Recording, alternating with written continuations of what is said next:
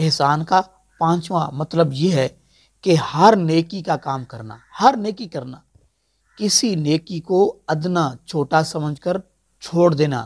یہ نہیں، ہر نیکی کا کام کرنا، وہ چھوٹی نیکی ہو بڑی نیکی ہو،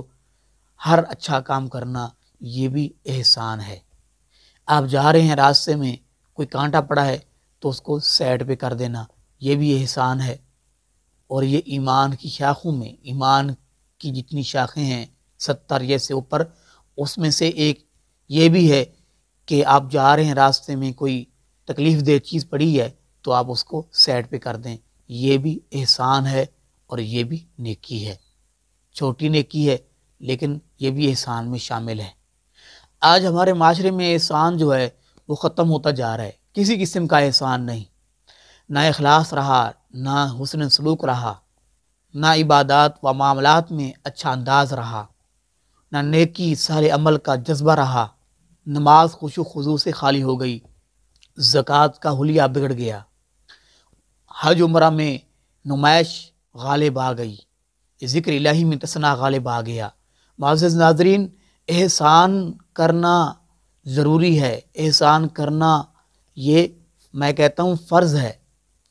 لیکن احسان کر کے احسان جتلانا یہ بہت بڑا گناہ ہے۔ عبادت کر کے اللہ کی بارگاہ میں احسان جتلانا یہ بہت بڑا گناہ ہے،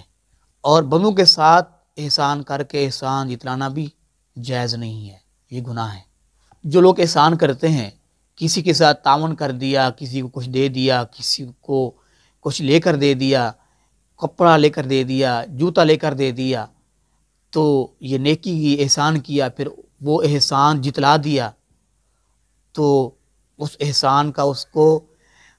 ثواب جزا تو دور کی بات ہے، اس کو عذاب ملے گا، اس کا وہ احسان جو ہے تباہ و برباد ہو گیا۔ جیسا کہ اللہ پاک ارشاد فرماتے ہیں، ایھا الذین آمنوا لا تبطلوا صدقاتکم بالمن والعذا، اے ایمان والو اپنی خیرات و صدقات کو احسان جتلا کر ایذا مت پہنچاؤ، یعنی برباد مت کرو۔ آپ نے کسی کے ساتھ احسان کیا ہے، نیکی کی ہے، تو احسان مت جتلاؤ۔ احسان جتلاؤ گے تو وہ تمہاری جو نیکی ہے وہ تو ضائع ہو جائے گی، وہ برباد ہو جائے گی، اس کا کوئی آپ کو فائدہ نہیں ہے بلکہ اس کا الٹ عذاب ہوگا۔ تو اس لیے